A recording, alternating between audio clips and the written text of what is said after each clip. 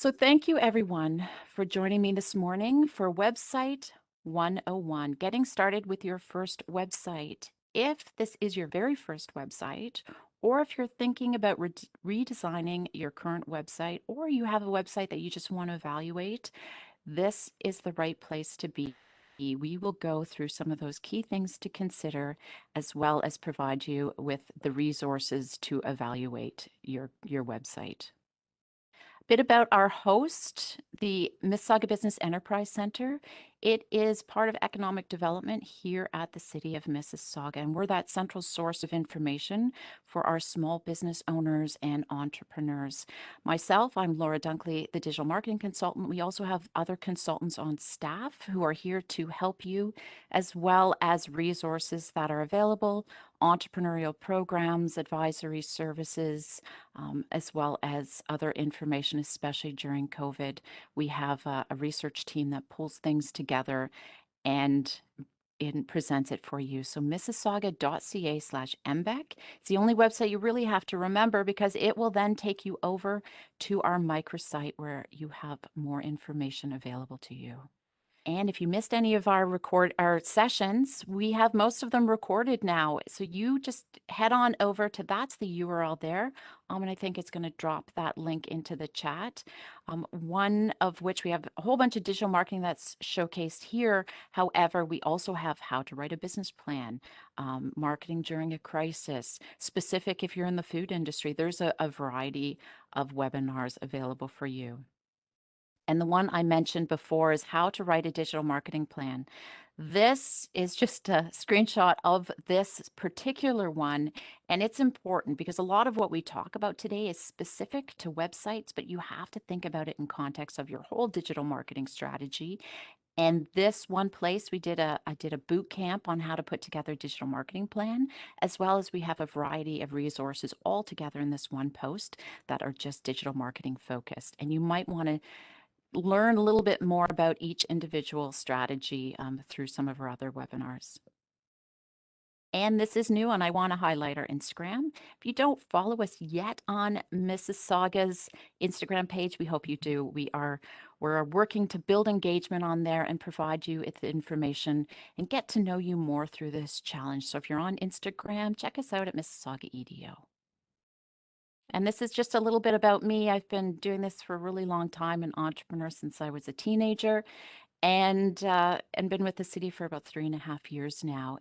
And I hope you will connect with me on social after this, Twitter, Instagram, and LinkedIn. I'm also on Facebook, and you can follow my blog at lauradunkley.com. So let's get started. Today's session's about getting started designing your website, whether you do it yourself or you have someone do it. I'm going to provide you with a guide and a checklist. Aman's going to drop that checklist link in to the chat. If you don't see that already, it'll be there and I'll also send it out to you. So you will have something to follow along after this. And we're going to follow these steps. And basically, this is the agenda for today about learning how to choose your website platform. A really important part is your brand strategy and assets. You need to make sure you have those in place before you get started. And as well as we're going to talk about designing those web pages, what needs to be on a web page and what pages do you need actually on your website. And then within those web pages, there are essential sections and elements that you want to consider. And very importantly, we also need to consider the user experience, thinking through that customer journey as they land on the website. Are they going to find the right information? And how do they feel? Do they get the value they need? And we're going to talk about some guiding questions on that.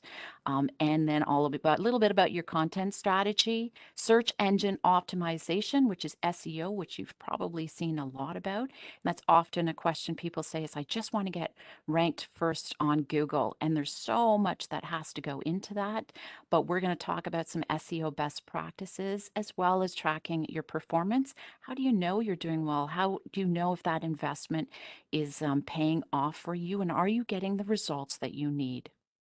So let's get started. And why are we even caring about your website? It's because and I've been doing this for about 3 years now and tracking the increase. It's incredible. 2 years ago, I think it was 3.5 billion plus, and now it's 4.8 billion plus internet users. Google searches, 89,000 Google searches done in a second. That means you need to think about those keywords. Are they going to find you when they Google search you or search you on any engine? And how much time are they spending on the internet? A lot. And it's mobile first. That's why people are spending more time. It's 24/7. And so we need to be in front of them. And then post-pandemic, a really important stat is that 68% people during this actually study said they would spend more time on the internet. So let's make sure your website is what it needs to be to support the growth of your business. And as part of that website, um, 101 that we're doing now is part of that 7-step series that you'll see through my Digital Marketing 101. And that section, this section is when you choose your channel. And it is really important to have all your business plan in place. Your target audience needs to be thought through and built your personas. You need to set goals for your business because when we build out our website channel, we need to make sure that our website channel strategy supports our business goals. And it helps to support our user experience for your target audience. So all of those things need to be thought through before you actually do your website. And it is the hub of all your brand marketing. Now, things have changed a little bit, and there's a lot of discussion about that hub because of the policies and connecting between different strategies. And in the old days, and I say that because I've been doing this a while, the website truly was the hub, and we used to just have everything go out to social and it was just kind of a peripheral. Now, social media, all of those also have channel strategies. But at the end of the day, your website is really important because we want your audience to only have to remember one URL. We need to keep it super simple for them. And if we direct them to the website, give them all the information that they need, the contact, the products you sell, how to sell, it's all there. And then they can choose from there to go off to your social and have community engagement there. Or they can sign up for your email and then get more information there. So this is why the website is still the hub of your digital marketing strategy platforms and why we're going to take some time to really look through to make sure that we design the right one for you. So before you actually get into the designing stage, we want to make sure that you do a few things. One of which is to register for your domain name. And that is the URL, right? That is what you have. So for mississauga.ca/MBEC, mississauga.ca is the URL for the city of Mississauga. For my blog, it's lauradunkley.com and all of those things. So you want to make sure that if your business name you've decided on that business name that you go and you get that domain name so no one else has it. That is a really important piece. It doesn't mean you have to have your website designed or ready to go, but you need to park it. You need to own it and keep it there. So that is an important thing, and that's why it's highlighted in yellow. Do you want a .com? Do you want a .ca, .org, whatever that may be, is up to you. There's a lot of things, and in the handout, we talk through a little bit more about that. But for sure, look for the .com and .ca. .ca is Canada. And then there are also some other vanity ones, like I'm working on my Laura Dunkley one, and I went recently to get lauradunkley.pro. So those are the kind of things so no one else can take them. It still doesn't mean that I'm going to use all of those and have a website out there. I'm going to choose one, and that one will be the one. So please, if you don't have your domain name, go out and register that. And then what we have to think about is how do we want to use our website? Are we selling? Are we just educating? What is that purpose of the whole website? And that is your business goals. So it has to support your business goals. Define your target audience. Make sure you have that in place. We mentioned that before. What is your budget and resources? Do you have the skills? Do you not have the skills and go, oh my goodness, I can't do any of this, but I will put together the content. I'm going to hire someone. Or maybe you start and you build it and then you just hire a graphic designer to get you your brand assets. That is a lot based on that budget. So do that evaluation. And then from there, you kind of build out your team. Is it a graphic designer that you have? Is it a website designer? It's an SEO specialist. All of those people play an important part in it. Even if you wear all those hats, they're still part of your team. So you have to evaluate what that is for you. And then do you have your brand assets and guidelines completed? We're going to talk about that. What content do you have available? This is important. One of the biggest challenges on getting your website out, even if you have a designer or you're doing it yourself, is having content. Because if you decide through this, we're going to talk about site planning and things like that. If you don't have content for a page, you shouldn't have that page. Maybe you say, oh, I'll develop that in 2 years. So that is where you want to make sure you start to gather what content you have available before you start planning out what web pages you have. Um, also put together some admin and sales information. That'll be really important to stay efficient, save time, as well as if you do go and hire someone, you'll be able to pass that off. And I'll tell you, that starts to add up just as I've been going through this process myself. You start to add different plugins or different things, or you sign up for MailChimp and it's like, oh my goodness, I have everything everywhere. Please think through, look what you have, consolidate it and organize it, including your content. Security is SSL. I put this in here because it's pretty standard now, but you want to make sure that you purchase an SSL certificate, and that just provides confidence for your viewers that that certificate of security is there, even if you're not selling product. Please make sure you have this.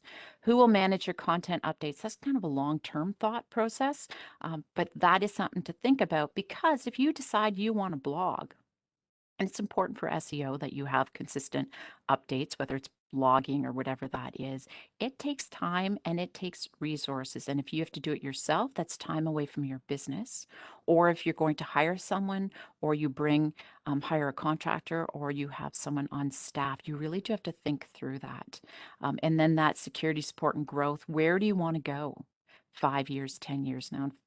For the sake of a website, you're probably not going to think beyond 5 years, but in 5 years, if you plan to grow your business and add on different services or bring on other team members, you're going to want to think about this. Is this website platform scalable? Is this working for me? Because if I decide to go Shopify and I don't really want to do products in 3 years, why would I have a product focused sales platform? I wouldn't choose that. I would choose something a little more versatile. So that's where you want to think about that in the long term. And if you hosting, we're going to talk about this too, is the hosting. If you decide that you no longer want to be with this hosting company, do you have access to that information? Can you go somewhere else? One of the features of WordPress you're going to learn about is that if I go on hosting and I have a WordPress site and I don't like that hosting, or they prove that they're not supporting me, I can actually download all those files and then transfer it to another hosting, upload it, no problem. If it's a content management system that's proprietary, you've got screenshots. That's about it, and you got to redo it. So those are the types of things that you want to think through. And then we mentioned the strategies. So sales and marketing strategy is important to have on hand, your brand content and social media, because that will affect it, because this website doesn't stay within a silo. It's part of your whole brand strategy. It's part of your whole content marketing strategy. So if you put a blog on that website, how are you going to share that? Do you have those same graphics going across everything? Is it talking to your pillars of content? That's what you want to have before you start your website. Doesn't mean it has to be formal, doesn't mean it has to be huge. Just think through these and at least have a framework and some points down. And then other things for your website will be affected is things that customer service, which is not marketing. Most people just think website is marketing. Is it a chatbot that you're going to offer? And so that will be part of a feature you'll have to consider for budget and time for managing it as well. Product sales, right? So it's that whole sales process. You've mentioned most of you are in service. So how are you going to do it for digital downloads? Maybe you're going to do that as a sales thing. Maybe you're going to have, nope, I'm just doing request a quote and then that quote. It does simplify it a little bit, but you want to think through that. What if I want to do downloads in the future? Is it capable to do that? Make sure the forms are working. A lot of the CRMs now can integrate with your website.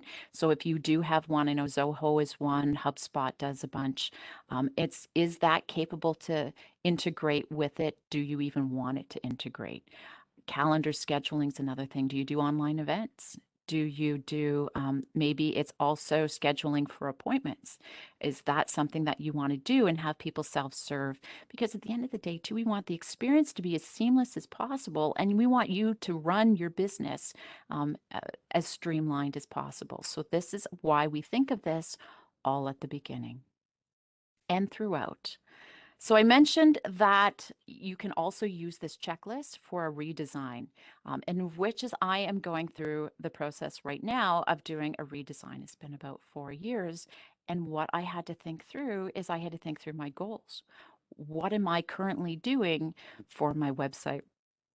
Perhaps in the future, I'll want to offer services. So it's like, do I think about that? But that'll be something in the future. But right now, whole goal is for it to provide people like yourself and entrepreneurs resources and information through my platform. So that's mainly what I'm doing. And my second goal was to learn how to do WordPress more efficiently. So this is currently on a content management system, moving it to a WordPress. So I'm building all of that out, and it's been an education process for me, as well as the ability to test different things that are outside, because we in the city are using WordPress as well. So there can be secondary goals. And then why did I choose WordPress? For that very reason.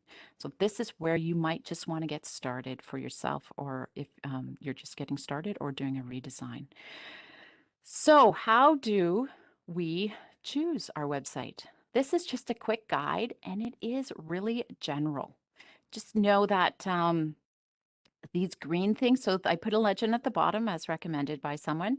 Great, good, and poor. So a website builder, let's go across the top. A website builder would be what we call a Wix, a Squarespace, something super easy.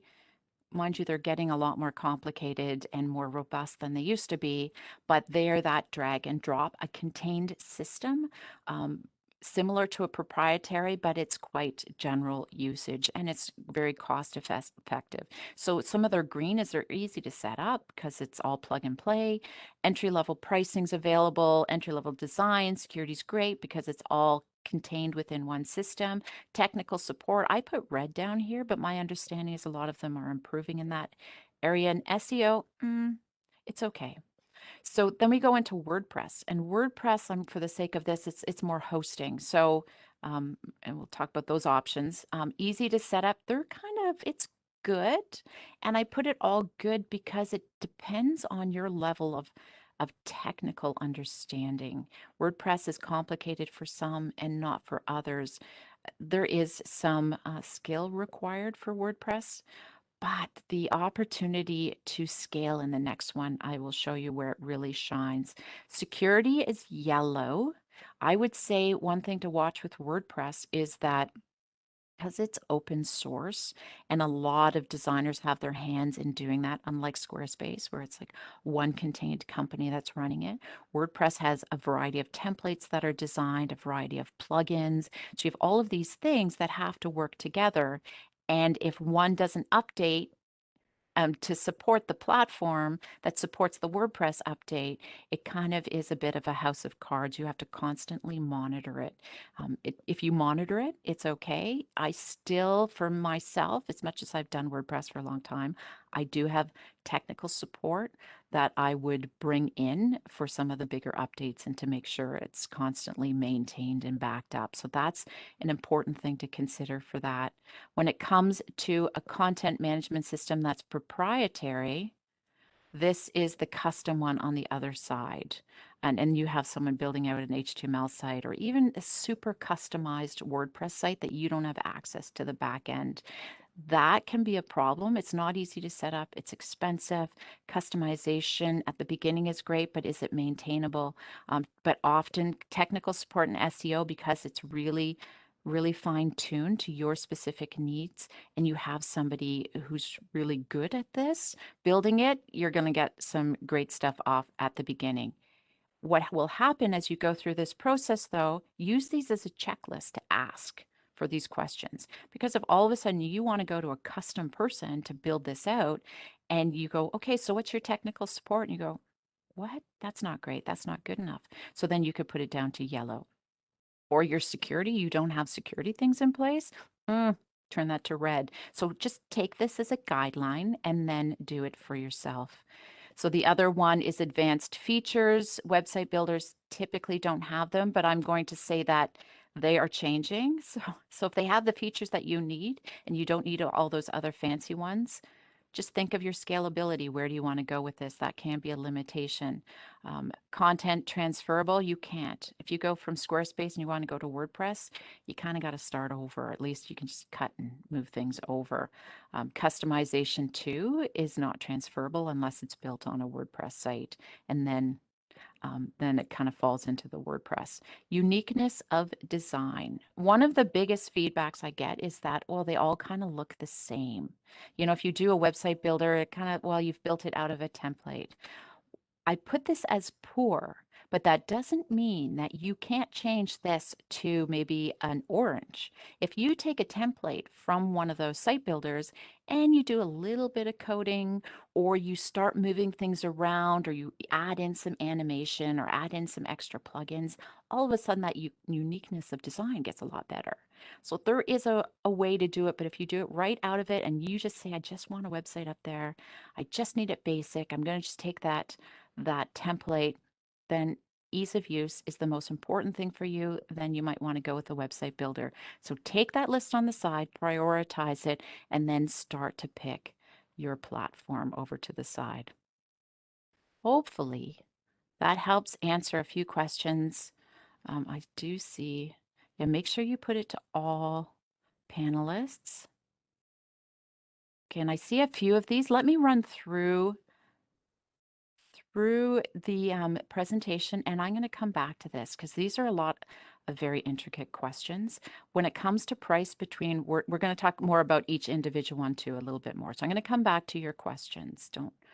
And we'll talk about that. So the site builder, which what we've picked here is just a Squarespace template, they're available. If you haven't had a chance to look through them, or Wix or any of those, it's pretty great. They often will be industry specific, and it's a starting point. So I really do encourage first time designers to start with the template. And even if you're not, it's still a starting point. So this one particular, they're selling plants. They even give you a product page, right, where it's so you don't forget certain sections to put in here, which is a really nice feature. My time. WordPress. So this, you've mentioned, most of you want to go with WordPress. This particular feature list is the one that is it's hosted by WordPress. It's really nice. It's contained. WordPress plays their own hosting system, and the pricing is easy. It's a little more turnkey, and just not the same kind of flexibility, and you have to stick with their pricing. But there is some free stuff. The problem with free, and I mentioned right at the beginning, is that they're going to have ads, and they're going to be very limited the type of templates you have, as well as the kind of features that you can use. So as soon as possible, I usually move it up to at least that entry level point, and you can see there's a whole bunch of stuff there as well that you can add in as features. And then when you jump up to premium, you kind of go, yep, I see why that's popular. That's the value. And that's why, and you'll see that a lot, is that freemium a little bit better, but that popular one where the value is the highest.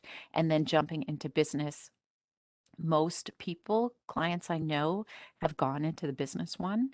E-commerce is if you're selling products, but go through that checklist and see what you want. One thing you can always do is start on the free and start to build it. And then you go, oh, I don't have enough features. Then you move up to personal and you start building some more and go, oh, because you're still in draft mode. And then you start to go up into premium. And so start free. I always say do that as long as possible and then start to jump up unless there's a feature you know you have to have, and then jump up accordingly. And these are some of the cool templates you have right within the system. And then you go into WordPress.org, which is the site where if you decide to host on somewhere like GoDaddy or Bluehost, or I mean, there's HostGator's another one. There's a variety of different hosting. You'll want to, when you choose your hosting, to think about that technical support. And technical support is really easy. Do they support WordPress? Because one of the sites hosting when I started way back, the one I was on didn't have a turnkey or WordPress support. And I had to switch over to another platform that did. So if you do decide to go WordPress, make that a priority that you have that support in place. And cost is something, but remember when they go, oh, it's $2.99 to do your website. There's a lot of hidden costs. So really evaluate the true cost of running this website, including adding privacy. So when you purchase your domain, you ask for privacy so that somebody doesn't solicit you. They kind of hide it behind this privacy. It's well worth it. I did buy some domains that were really cool, and I didn't add the privacy because they were for a client and they ended up not going. But anyways, what happened is people kept wanting to purchase them, and it was real infringement on privacy. So I do encourage you to add that privacy to it if you can afford it and it makes sense for you. SSL certificate's another one. There's usually a price break if you purchase so many years in advance. So there's all those little hidden things that you want to think about. They also often quite ask if you want SEO optimized. Be careful with choosing all those extra ones. After you do all of it and it's not working, you might want to go back to that, but you don't need to do it off the get-go. So this is one of the things. What happens when you host, you have to purchase the WordPress. So you turn the WordPress on, then you purchase a template, and then you have to purchase all your plugins. Now what happens is if you want to do, it gets it to be many layers. What I use is Elementor. You have to get a template, and then you get Elementor, which is the visual builder, and then you get a bunch of plugins. So it starts to get a little bit complicated, but it's really neat because it's customizable if that's what I was looking for. So the WordPress themes and plugins, Envato Elements. If you want inspiration, head over to there and just look through what they have. It's pretty cool. And then the plugins like a WooCommerce you can add in afterwards. But WordPress.org is where to get started with that. And then Shopify, if you're product focused, it is incredibly popular. They really focus on that e-commerce, and from my feedback, it has people have had great success with that. I have built out a Shopify site. It's easy to build out if you want a really simple template and just keep it, but then they all start to look the same. When you start to customize that and start to add marketing pages, and if you want to do a blog, Shopify gets a little complex. What I would say is if you are product focused though, definitely have a look at what they offer. And this is just one of the theme examples that they can give you. So the second thing is brand. Remember I said about brand strategy and assets. These are the things you want to have ready to go before you do your website. So maybe you've picked your platform.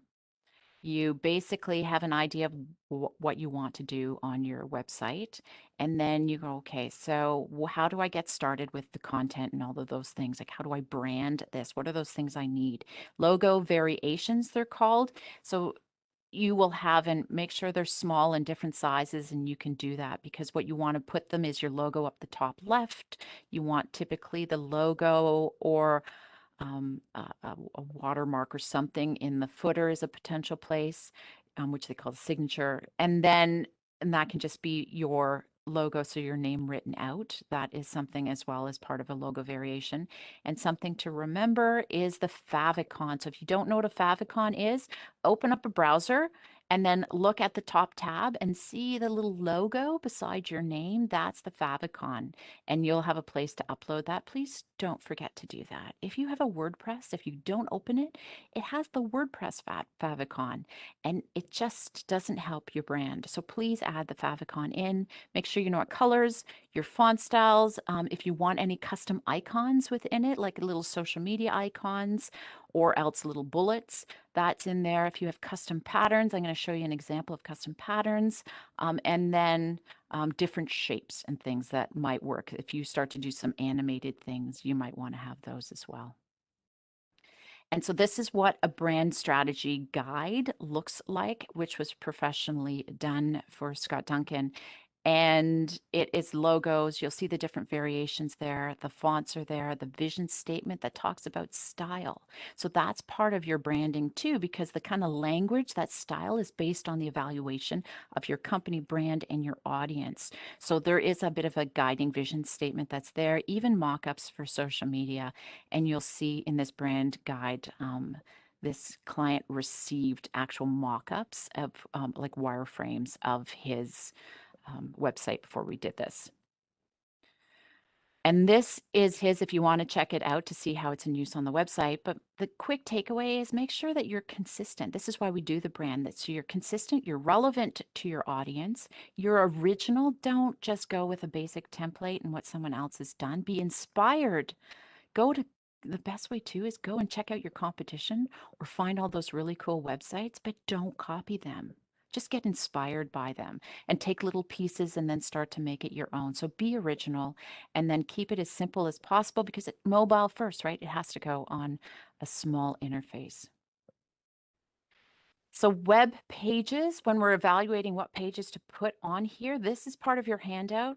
It actually, it gives you an idea of the different web pages to consider. So you've got your marketing, your sales, legal, customer service, as well as corporate. So all I did was put an X in some of the ideas here for industry.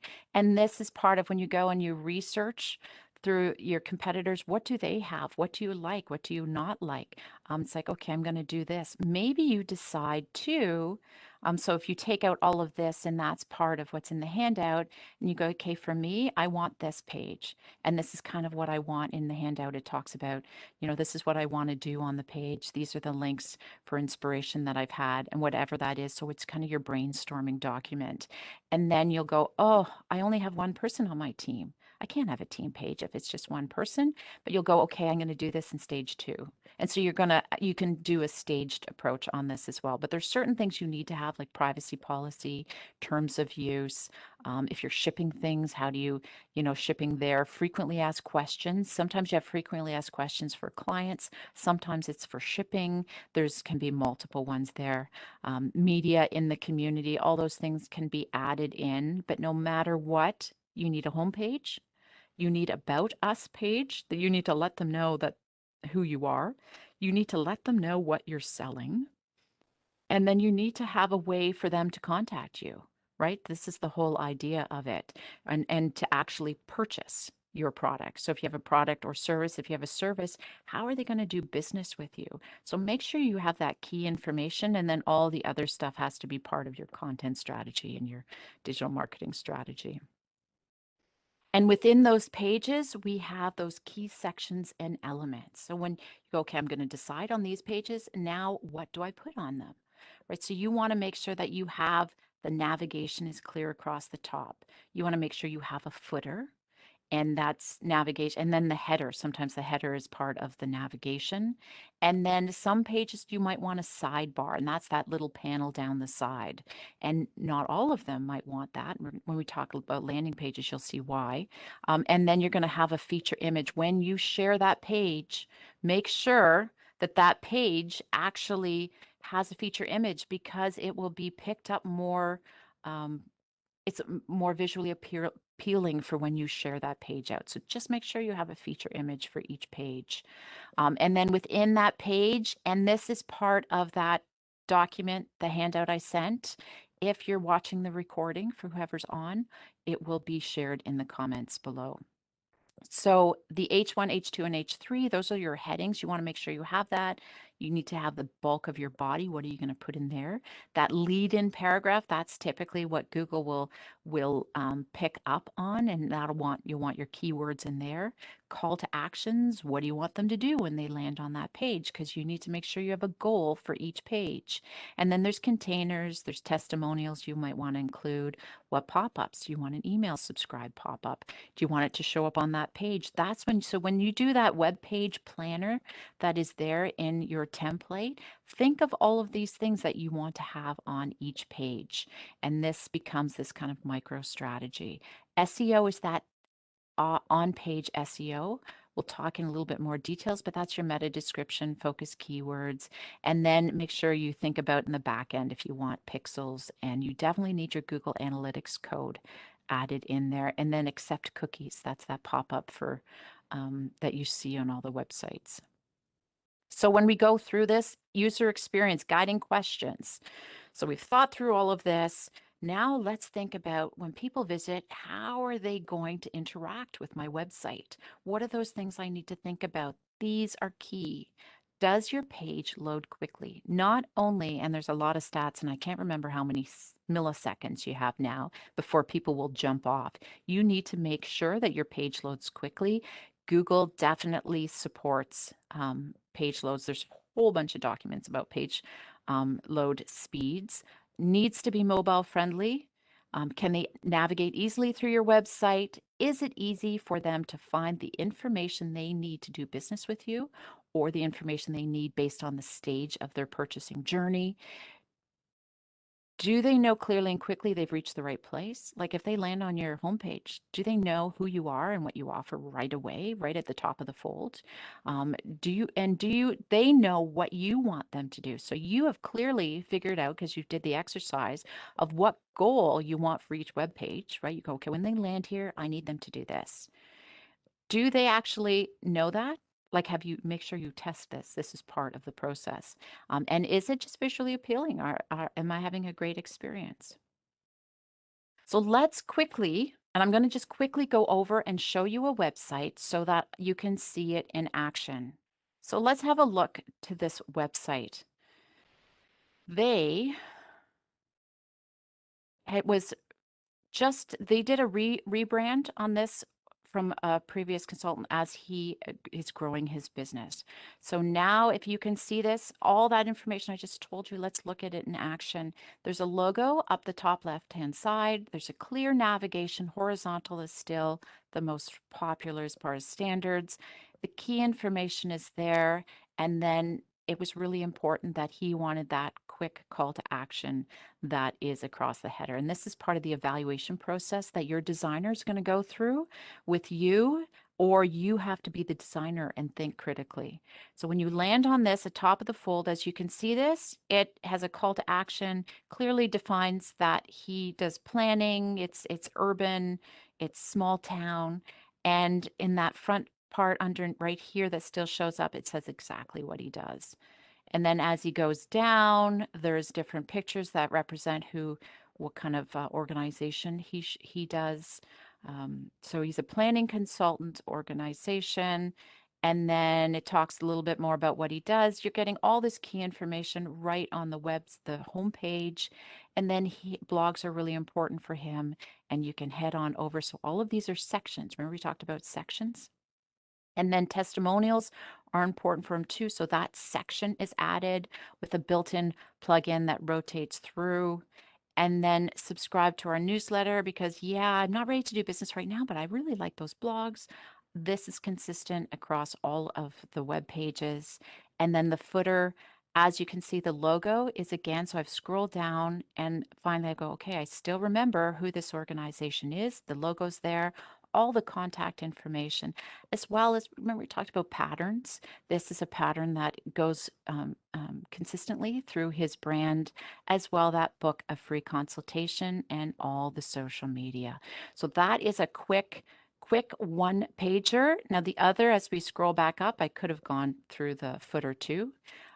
Team. Now what happens with this team? Part of the reason is Mike is growing his organization, so he's adding on team people. So it used to just be him, and now he's building his team. And then a little bit about each of them. Now what's going to have to happen, this is why it's really important. Don't just do your website and think, you have to remember to check all of these things. So as Mike's building this out, it's no longer just him. So when we share this page, we want to now go from just a one person to make sure that the URL meta description actually talks about the whole team rather than just one individual. So now the designer has to go back and go, okay, we need a lead in paragraph. We need something to describe the whole team because the information has changed, the user experience, what they need to know has changed. So this is why it's really important to consistently think through this as your organization grows. So services is there.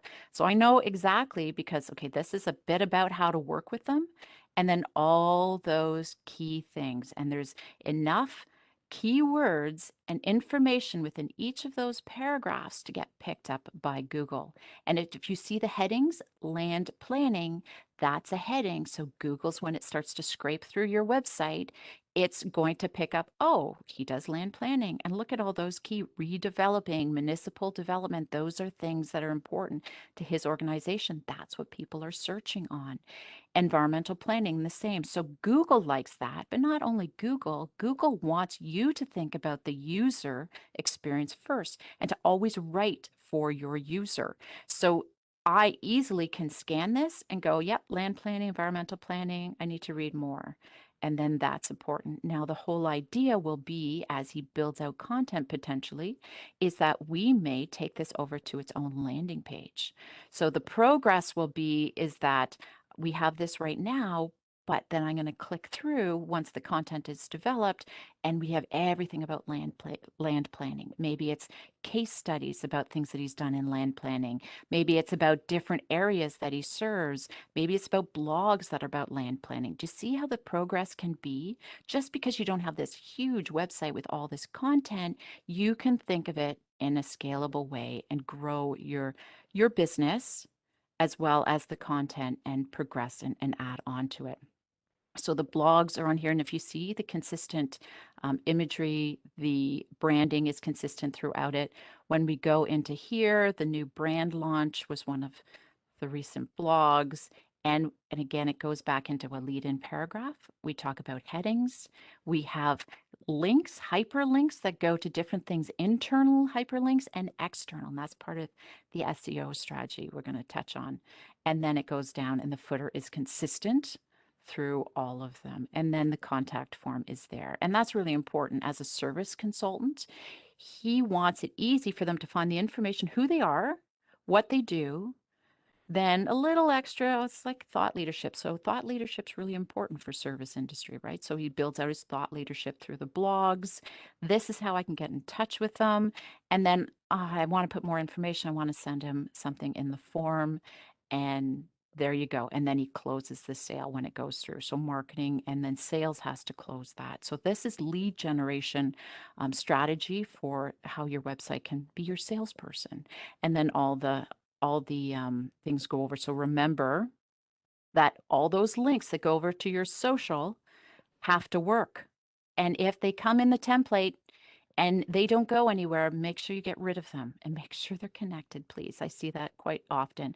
So then what's important is as you go from your website to your social media, that brand style, image, feel, information is there. And your social media, do you see this? Right here, it links right back to his website. So that's that whole big thing. Please think of it within the context of your whole digital strategy. So that I just wanted to show you an example because what happens is you start to get into the animation. I always think simple first and foremost, get the content out, and then start to look at all of the animation and the fancy stuff. Please don't make that priority. I just went through and there's a bunch of links to really some cool websites that I saw that went, oh my goodness, they're really neat.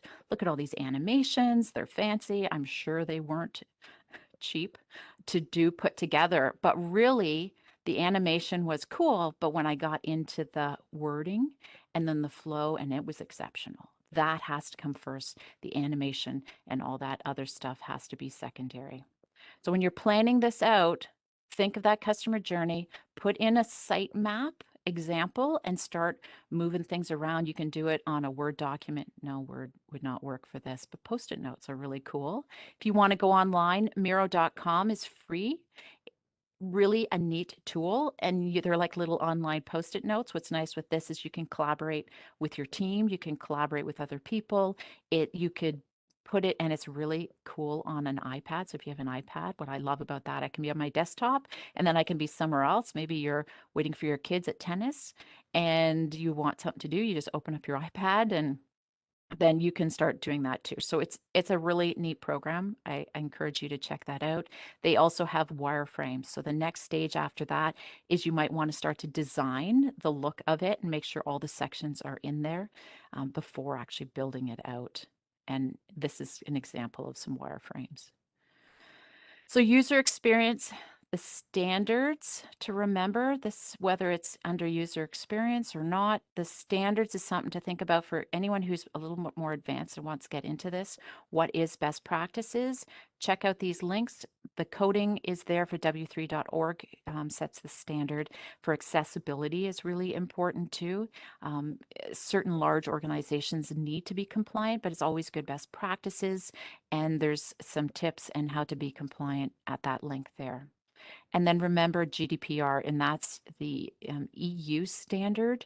But most people are just doing that because if people come from the EU and visit your website, that's where you say, do you accept cookies? But it's not just GDPR anymore. California has some things. Canada's, it's just best practice to probably have that accept your cookies at the bottom, and you can just turn those on and off. Most site builders, WordPress, things like that have that option to put that in. But you can look through all the compliance rules there. So let's jump into content strategy. So what are we going to put on here? You have your business, you have clients, right? Like you have people that you want to get in touch with, that you need to do business with, and they have questions. So we've put together all of these channels, including your website, and on those channels, we need content that works them through the different stages so that they can get the information they need and you can make money. So writing is a key part of that content. We're not going to go into visual. Part of that link over to how to write a digital marketing plan. There is content strategy. There's a whole webinar that's recorded on that. That's where it gets into a lot more about developing your content strategy. But for the sake of websites, some of the key things to remember is you want to hook them as soon as they're there, right above the fold. You want to hook your readers in, and you need to get to the point. I know if you come from an academic background where you're used to writing lots of stuff, or you've put together a business plan that was for an investor, don't just pull that content and plug it into your website. It's a very different audience. It's the same audience, but the expectations of the audience who visits your website is different than one that is reading your business plan. So think through that. And I struggle with this myself because it's so much easier, and you have to put it on, have someone else look at it, reevaluate it, and think through. So keep it simple without compromising the message. Write to your audience first. Google's great, but really they want you to write to the audience, and they're going to give you credit for that. Remember the goal of each page. I know it, and that's why I encourage you to use that template to write out that information about each page, just as a reminder as you evaluate the content. Make it scannable. Headers, bullets, little paragraphs. Include that call to action. What do you want them to do? Make sure it's there. Does it need a button? Is it the right color? Is it taking them where they're supposed to go? Think through that whole journey. Is it part of the journey that it needs to be? Link to more information. That's beyond the call to action. So that would be as if you're in a blog and you go, okay, so I need more information. Oh, okay, it should go here. But just be careful when you link them off that page, you're taking them somewhere else. So make sure every time you link something that it's intentional, and you want them to guide them where they need to be going.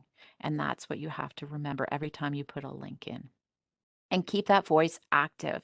And this is the challenge we have, and really the distinction between a business plan writing and then writing on your website. And talk to those benefits, right? It's not about I provide or I provide land planning services. Let's just go with that one. It's no, when you work with me, like make your life easier when building a house because You have hired a trusted advisor. I'm just doing this on the fly, but the whole idea is that speak to what they need and make it enticing for them. It's just a change of wording, and then add those visuals in as they make sense. And you do need visuals. And lots of questions around keywords. Make sure you do your keyword strategy. There's a few things coming up that I'm going to show you how to look into that. But that keyword is part of your planning process. What are they going to be, and what are those phrases? You're going to search on it. What are people looking for? Because if they search on it, you want them to land to it. You don't, and it's the intended, and I think I talk about this in here. Yes, the intended meaning, because you can be writing something and think it, but maybe they want, okay,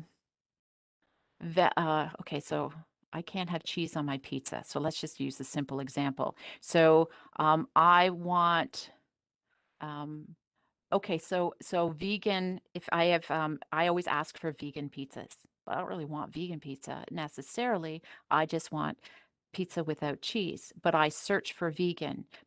So I've done some analysis maybe as a pizza owner, and I said, okay, so people are looking for vegan, but really they just don't want cheese. So then I'm going to make sure that if they search for vegan, I have language around on my webpage that it's dairy free. Do you see how you have to really get into the psyche of what and the actions of how people search to know? So those are all of those different things. And there's different priority keywords. The really important thing is that you use the keywords, and especially at the first, especially on the web page URL, and then you don't overstuff it. That's really bad. It needs to be readable. And then use that Google Key Planner and Google Trends to, and there's a variety of ways to find out what those keywords are. So Google Trends, here's the thing. So if I put in lawnmower, I see that's a trend. And then here's some of the topics that they talk about. And is it even a keyword that people are searching on? The other one is the keyword planner, Google's keyword planner as well. And that actually, Google Search Console is another good one, which the link it will be provided to you too for that. So writing tips, this is really important. Please don't have grammar mistakes. And if English is not your first language, make sure you get some help with that because of the nuances. If English is the audience, the intended language that you want to come. So, and it isn't even about that. It's just, and I use this all the time because it's hard to edit your own work. So there's a free version. You can pay for the premium. It does talk about plagiarism too. It's a really cool tool. And the readability test, if you want to do that, here's a free resource. I'll share this resource out as well. Landing pages, highlight on this one. We'll talk about more of these in website 201. But a landing page is something that's specific for a campaign, and it will sit there. There's some key things to remember. Always remember things are above the fold. That's important. Have one call to action that takes you potentially off the page, only one call to action. This one has two, but really it keeps it on the page for someone who's not quite convinced. It's simple, the visuals representative, and that saying right there is that tagline is really compelling. So that's an important thing, and there's a link there if you want to learn more. I do use landing pages for my downloads. However, I do still have a sidebar. Sometimes they say not to have navigation up the top. There are different standards. This is one of my most popular ones, continues to get picked up. So you kind of have to watch your tracking and performance. And then I have all of the information there. If you want to learn about blogging, there is a link to head over for that free download as well. And then if you do a product page, here's some tips on SEMrush on what to include. And there's a lot of information. Just make sure that you include it. One of the things people quite often miss is those lifestyle pictures. Make sure the pictures are really good of the product and then how it's being used. And SEO, let's jump into search engine optimization. What is it? It's the practice of increasing quantity and quality of traffic to your website through organic search engine results. So all the things that you're doing on your page, off your page, how do you get your page to rank as and be found by Google and other search engines? So we want to know what affects it, right? How do we get that up there? So it's relevance of the content, it's the authority of your page, and you can test all of this. Moz.pro, mozpro.com is one way. There's a bunch of links. If you do want those links, let me know. Most of them are paid, and it will tell you the authority. So if you see anywhere and it says, hey, look at the authority of this page, I think I have a screenshot of that. You want it high. So 100 is awesome, right? And then that's part of your backlink strategy. We'll dive into that a little deeper another time, but basically you want the content to be relevant, you want your page to have good authority, and that puts your search engine results page up higher. What do we do for that? So, are people finding useful information when they visit your website? So, if you've gone through all of those steps that we just talked about and you know your goal, you're providing the information, you're using the keywords, that is really important. And Google will notice it over time. Are search engines able to find the right information? So, does it make sense as the navigation goes through the page? Is it set up properly? And did you submit your sitemap to the Google search engines? That you can do through your Google Search Console. Are directory listings consistent and accurate?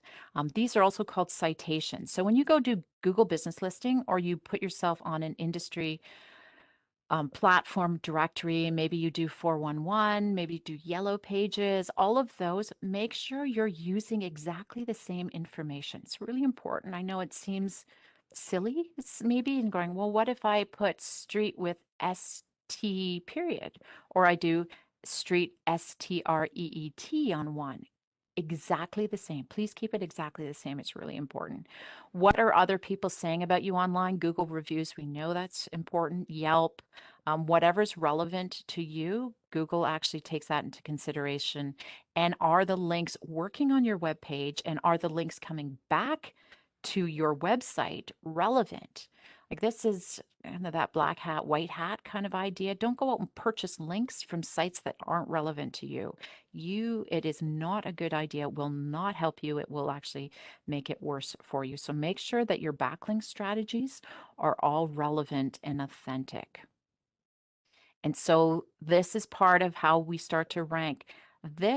Some of the stuff can be done during the website design process. A lot of it is after, right? That you're not going to get into this backlink strategy until after you publish your website. But we're just going to talk about it in general. Keyword strategy, definitely before. Backlink strategy afterwards. For external. Internal links, so is when you start building out your content and then thinking through that flow, right? So that's internal. You do want to have those. Google wants you to.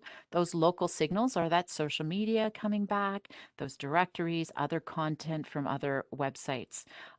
Definitely encourage online reviews. Make sure you have great content. It looks good, it's relevant, it's visual, and you're consistently updating it. And then make sure that code structure is built properly so your page speed is up and that the Google can actually crawl through your website well. And this is a list of all your on page. It's in your handout, so we won't spend time doing this, but make sure that one thing to point out is that your feature image, any image has an alt tag. So when you upload an image, here's just the quick on this one. Make sure you do it. I see it all the time. Make sure you compress it. It's in a small size and it's in a JPEG. Typically JPEGs are smaller, or it's PNG and it's compressed. It needs to be a small size. tinyjpeg.com is a website that you can use to upload stuff, and it's free if it's something you want to use. Or if you use Canva and you export it, make sure you do it in a compressed. When you are ready to upload it into your website, it's small, so that means it won't slow down your page load speed. And then make sure it's named properly, because Google will search through the name. So name it for what it is and how it's relevant. And then make sure that that is there and that it shows up in behind the website. So that's part of the accessibility too, is accessibility tools crawl through and they can't see if someone it's visually impaired, they'll be able to read that image. So it's really important that you do that.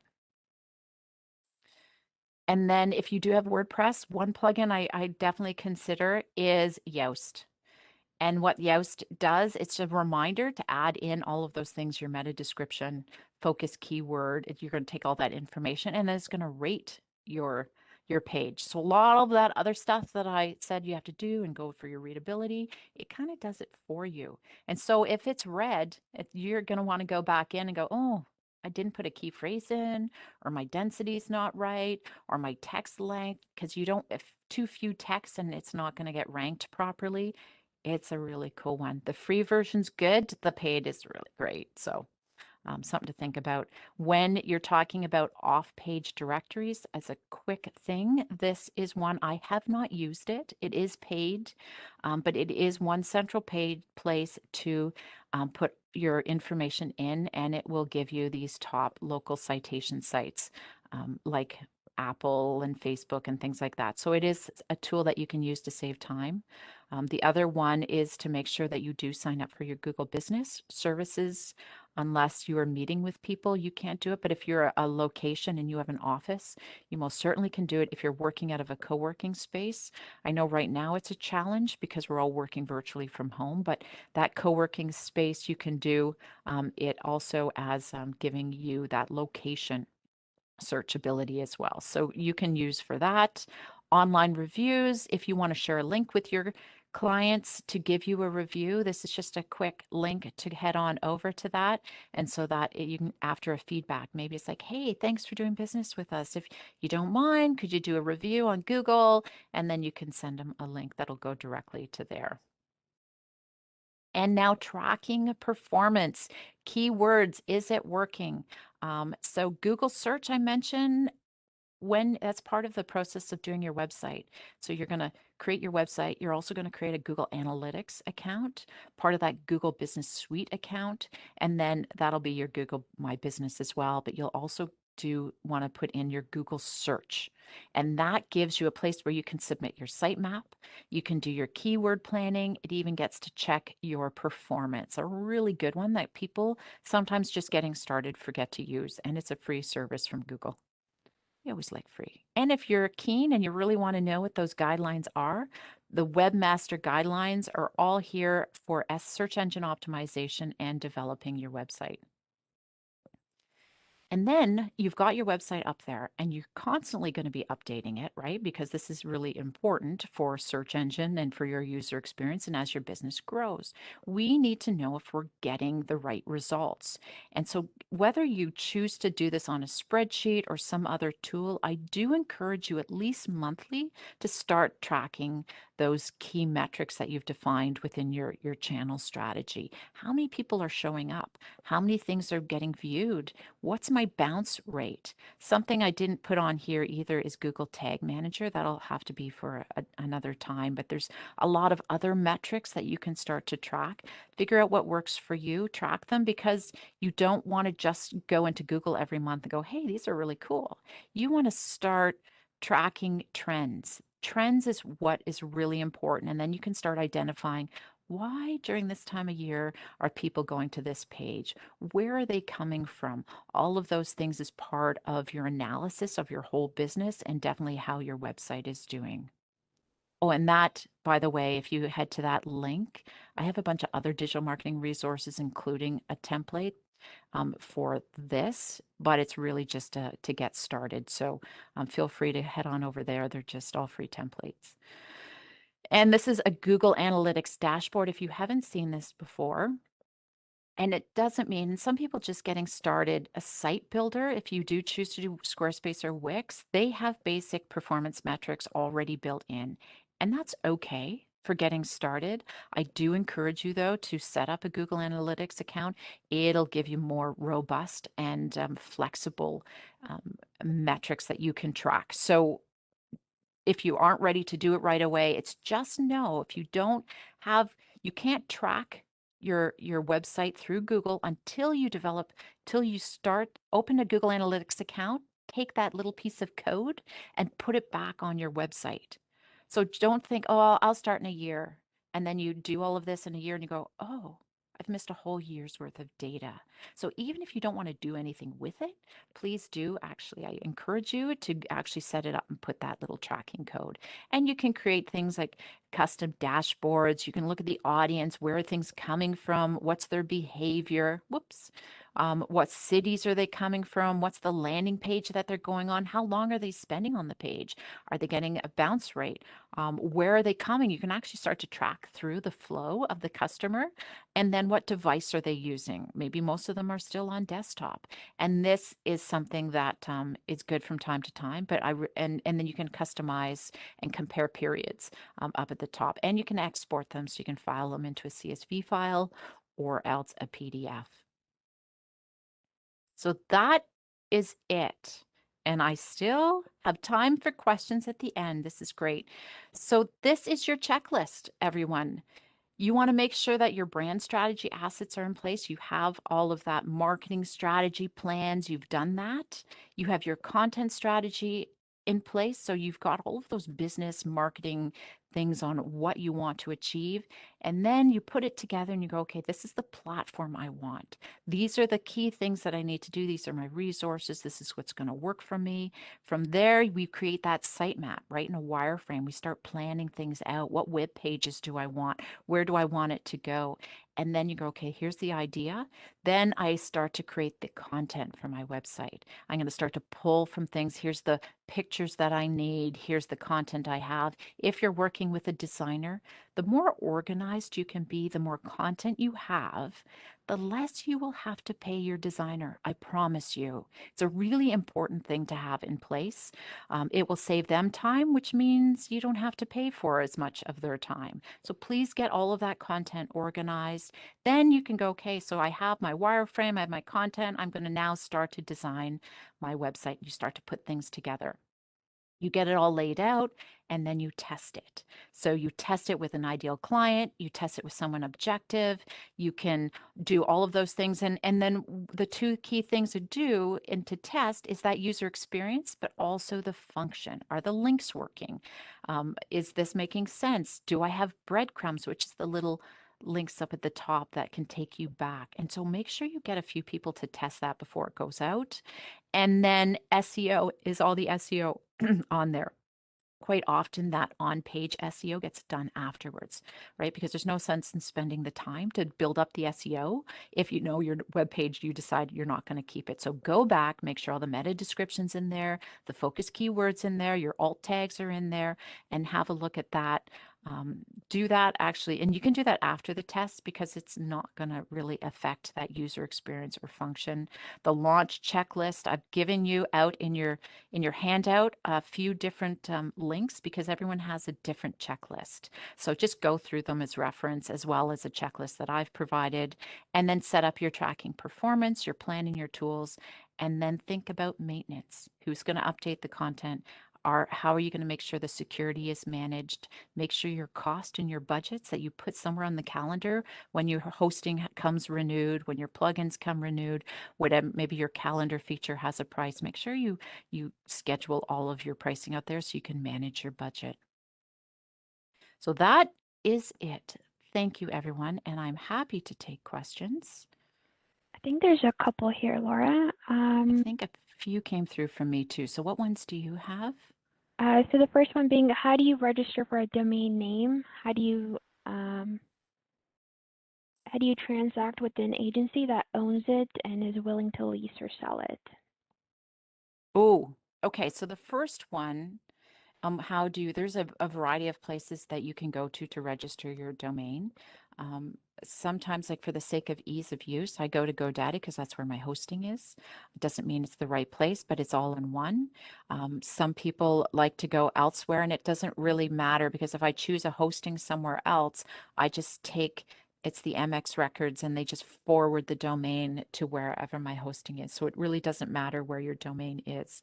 If you're purchasing something from someone, I have no idea. It is not something I have ever done, but I have seen the costs. I had a client that wanted to get her name for her domain and she didn't have it.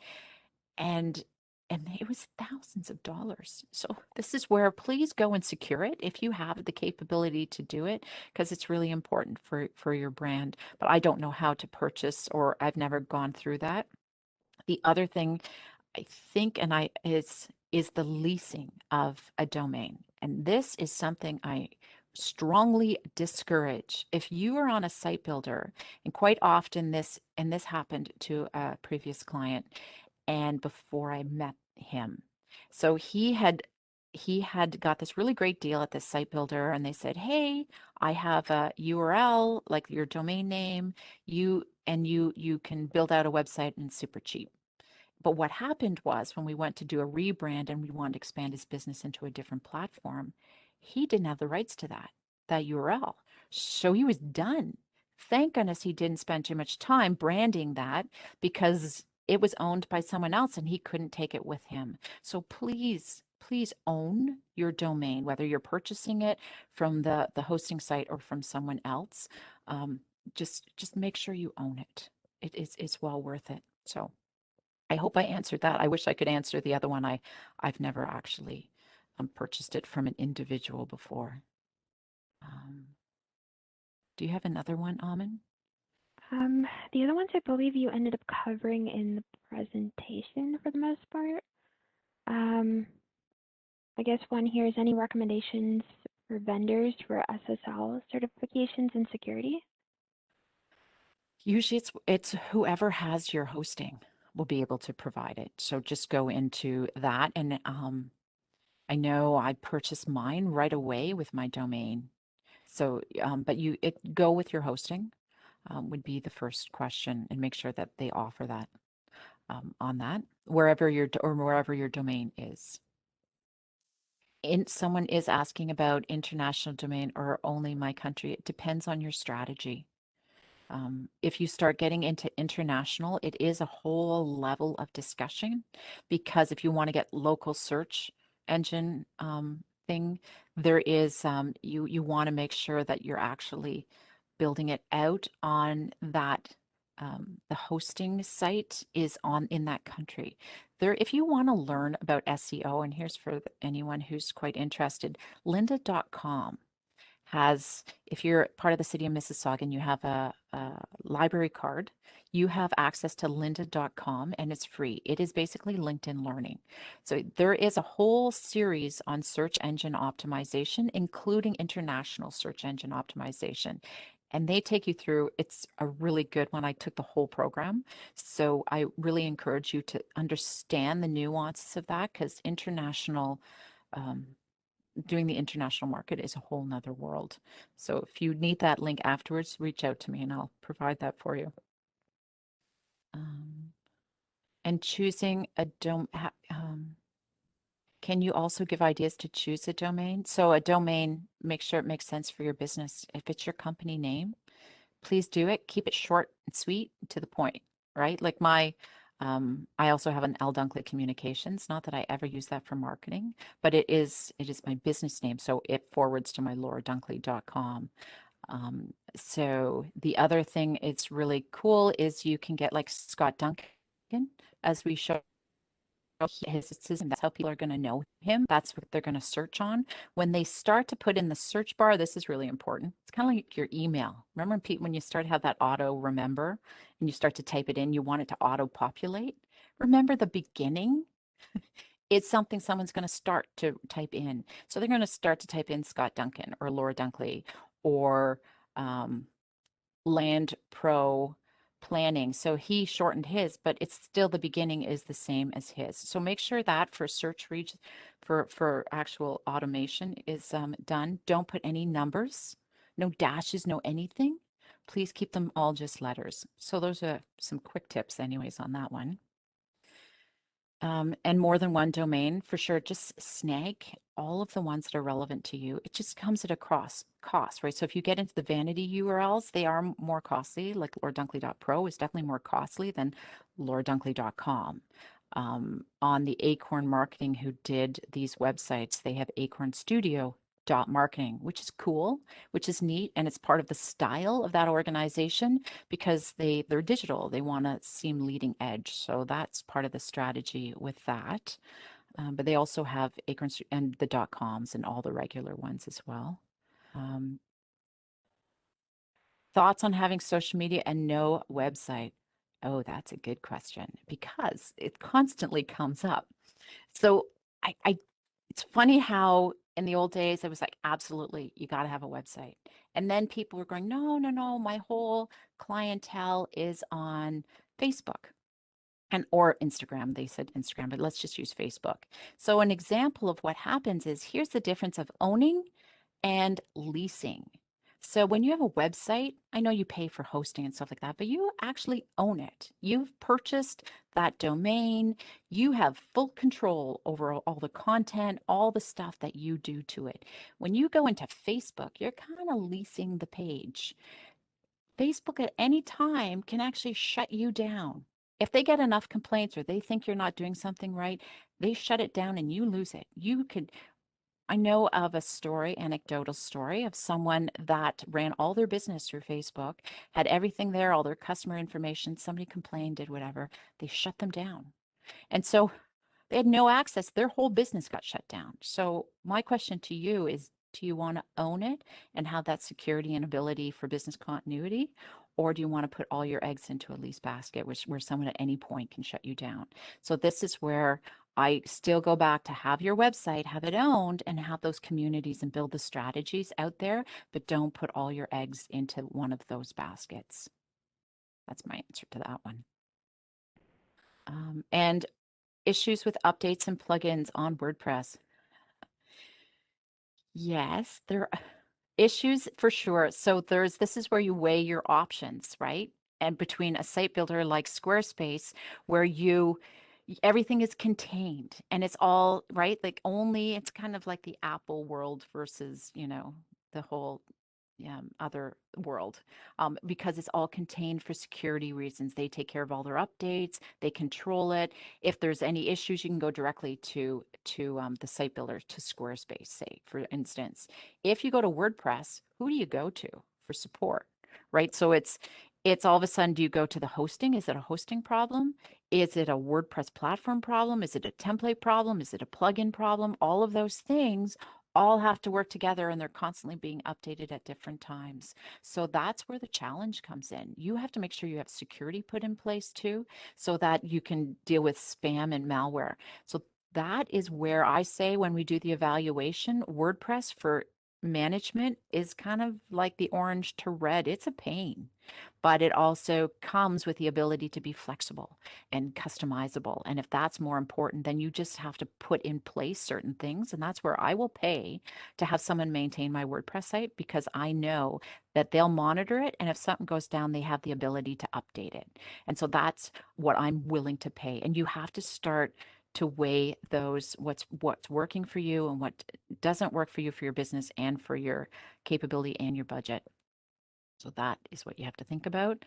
And the price for WordPress, the hosted, I think if you do it where it's actually hosted through WordPress, it's free to like $9 a month to $20 a month. And then if you purchase they'll give you a URL, but you don't really own that one. And then you can purchase it. So they start to layer the pricing as it grows on that. When it comes to hosting, I know it just depends, right? There's the basic hosting fees, but then there's all the template fees, and then it's all the visual builder fees I have to pay, and then the add-on fees. All of a sudden I want a calendar, and then you start to add it on. So just start to put it down what those fees are. On average, you're probably looking at a couple $100 a year, very low, and that's your hosting kind of general expense, to maybe upwards to $500 a month, depending on the robustness. You start to add in an e-commerce layer, then that's actually more money too. Um, so a favicon for a brand similar to a display picture for a person. I'm actually not sure what a display picture is. Amin, do you know that? I think it's slightly different. This is more so, if you look at the tabs on the top, it's the little icon. Well, I guess it's a similar analogy then. Yeah, to display Yeah. for your website. All I know is that it's the little thing up at the top, and you want to make sure, and I don't know about you, but I always have a ton of browsers open, and Yeah. we're all visual first. So I look, my little Instagram shows up, it's Instagram, right? Um, and you want to make sure you have, and it's super easy to do. You just take your logo, you make it super tiny. I can't remember what the dimensions are, but your site builder will tell you what to put up, and then you put it up there. I know there's Canva is such an amazing program. If you, it's, we talk about it in the content marketing. We have a Canva, how to use Canva webinar too. There's so many ways to leverage Canva for your website. You can create brand things, you can create folders in there, and then you can compress them. So if you have a logo that's on there, you can instantly go, hey, I need a 200 by 200. And then you just take that logo and you resize it, it becomes 200 by 200. It's really cool. Now I think a lot of the folders and the management comes in the paid version, but know that that it's a way to start doing things easily. Um, Difference between single page versus all these different pages. I think, Imran, you're looking for a landing page versus your core content pages, possibly. Let me know on that. If I don't answer this, ask again at the bottom. The so a single page, that landing page is slightly different because it's similar to what you would put in an email campaign, right? So you just want to, when you're doing your whole campaign and you need to keep them super focused on that one call to action. So typically you'll get rid of a sidebar. Typically you'll get rid of the navigation. It's really clean and simple and one call to action. So that is where a landing page and it's campaign focused. And that could be even a long term campaign. Maybe it's to sign up for an email that you might want to do. Your other ones are for sure their core content, and it's more always things moving and different things might be happening. You may have multiple call to actions on a single page. Um, WordPress.org to where to start to build the website. You know, that's an interesting. If you start on WordPress.org, I actually did this on the free, sort of that non, it's their hosting site. You can export those files at any point and add them to a self-hosted one when you're ready. So if you want to start super easy and you just want to get used to WordPress, go into the free one and start playing around and just use it as a brainstorming. Totally encourage that. It's just know that you have to think of it in a staged approach and you might get frustrated because you're limited in the things you have, but you can export those files and put it into a self-hosted. Um, and Amin, you put that checklist into the chat, right?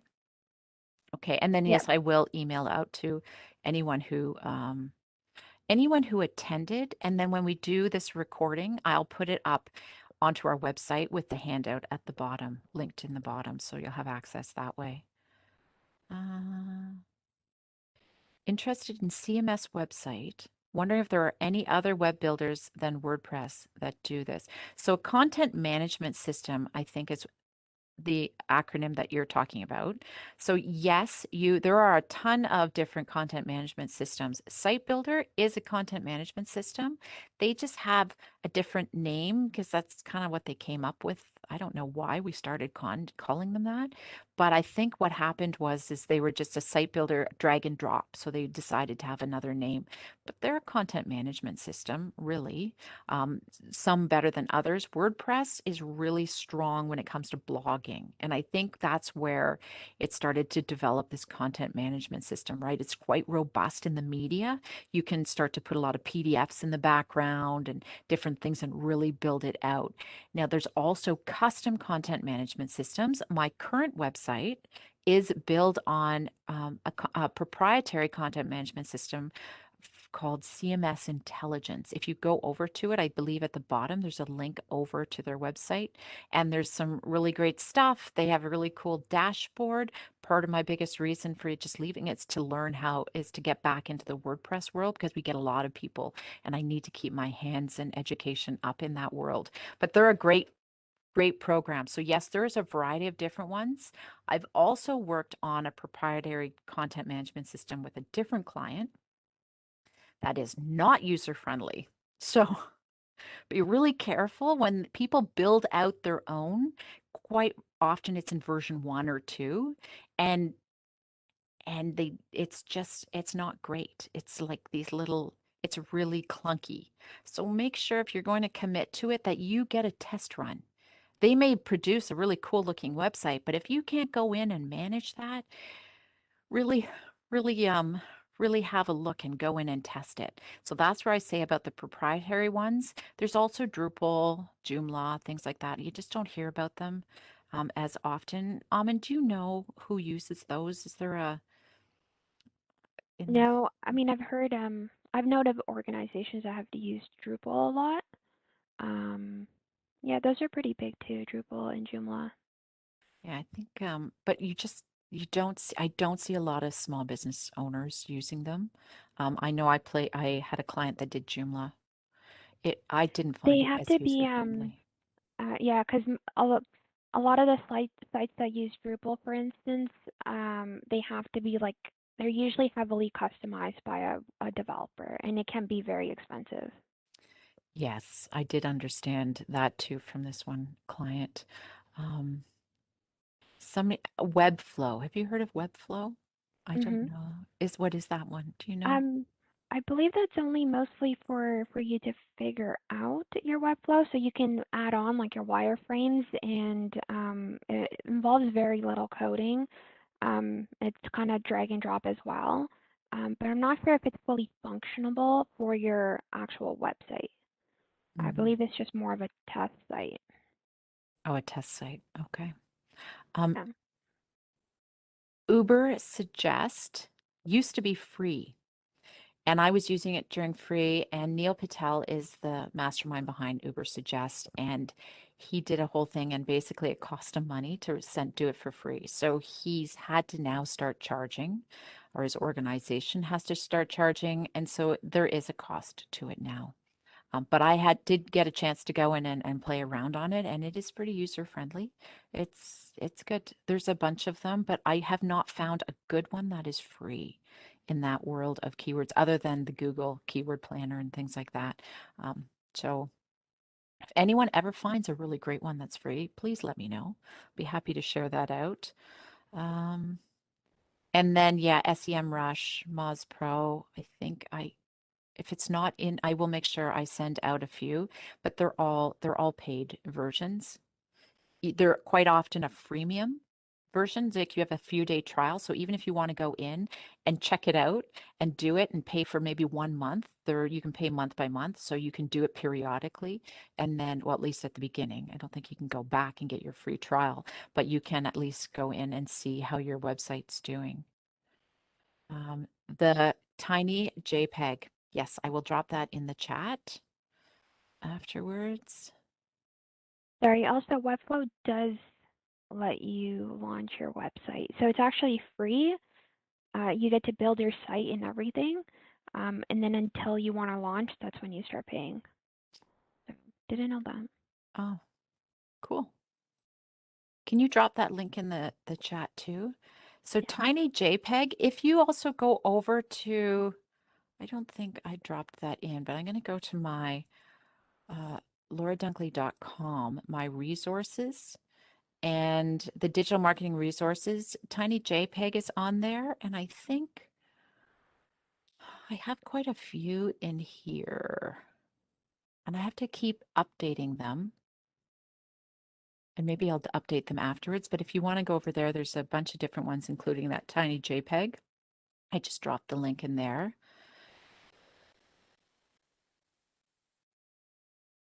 So if you build your website on Shopify, do you have to make a business Google account separately? Yes.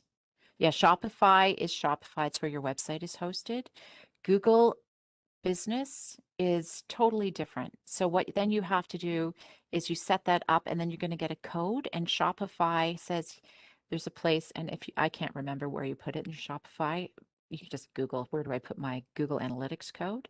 And then you drop that little piece of code in there, and then it will start tracking your Google Analytics. So when you create your Google business account, it has a few different things. So it has your Google Analytics. You can, through there, you can do Google Tag Manager, your Search Console. Did I say Google My Business? There's a few other, as well as if you want to do your emails. And please, for your email, I know this is not website, but please create an email that is not Gmail, not Yahoo, not Hotmail. Please have a business one with your URL at the end. Quite often in your hosting, if you go through your hosting, you can purchase emails that can be associated with your domain. That's one nice thing with the one-stop shop. But you can also get a Google Suite, and I think I pay $9 a month for my Laura at lauradunkley.com. And that's actually a Google URL. And that way I have all of the Google Suite in there. I have my Drive. I have all of the ability to even build out my organization if I ever had employees, they can have that name and you can start building them out. You can have aliases. There's a real advantage to having it through Google. You don't have to use Google, but you do, please, from a professional reputation standpoint, please have it like info at whatever or your name. And I typically like to think about, you do an info at for your marketing, right? And then you pay for that. It's well worth having two separates. And then you have yours. So that way it's more of a business operation. So then you would have, so if I had info at lauradunkley.com, that would be all my marketing stuff can go funnel through there. And then I can even have, if you hire someone, this is really important too. So if you hire someone to set up your website, you want to give them access. There's so many verifications that go back and forth. You can give them access to that info at, and they can set up all their marketing. You can set up your social media, your Google Analytics. You can have someone else do that. And then you keep yours separate. So all my private emails and things like that would run through Laura at lauradunkley.com. And that's, from a management standpoint, oh my goodness, save you so much time. If not, you're going to get verifications through your phone. It's a really hard thing to manage. So I do encourage that. I know it was a little off your question, but a really important thing.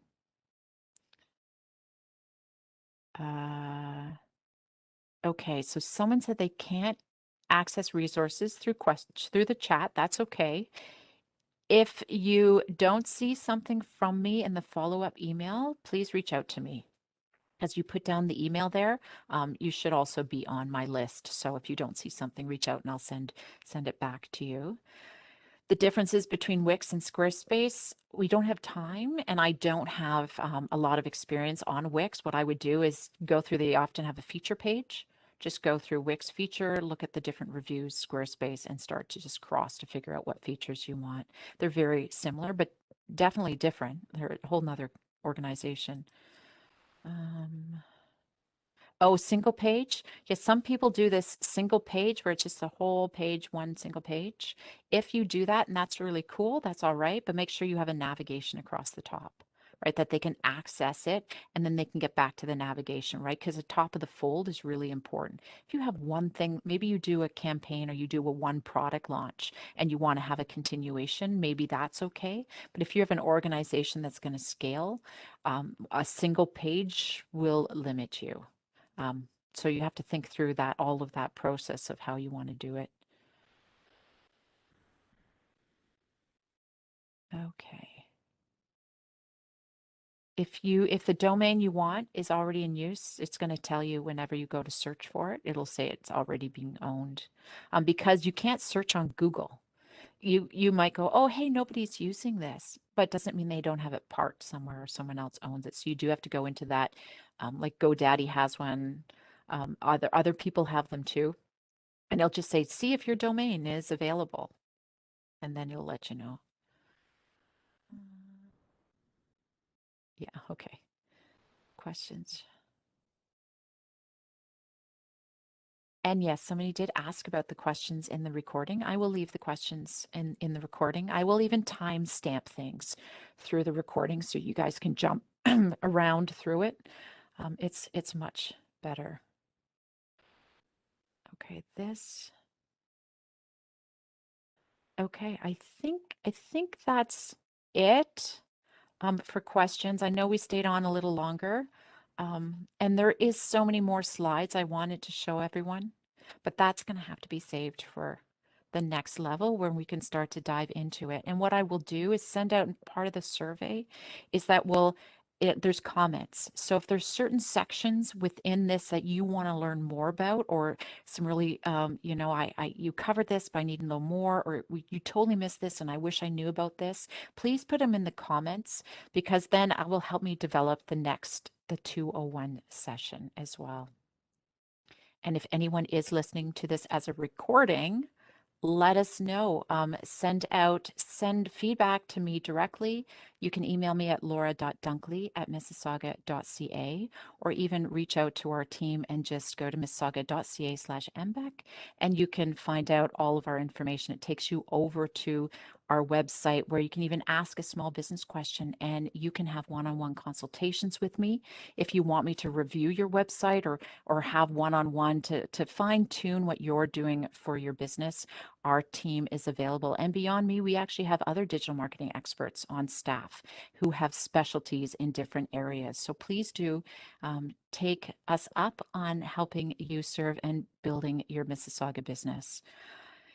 And if that's it, I think we're good. Thanks, Amin, for your help. Thank you, everyone, for coming today. And we will see you next time.